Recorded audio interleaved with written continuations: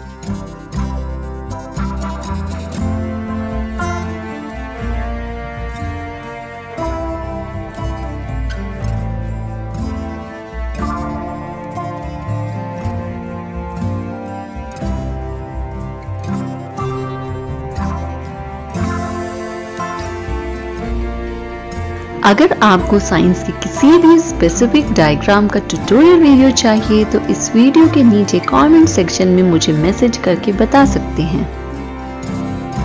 अगर इस वीडियो से आपको थोड़ी सी भी मदद मिली है तो इस वीडियो को जरूर से लाइक कीजिए और मेरे चैनल जेबी ट्यूटोरियल्स को सब्सक्राइब कीजिए।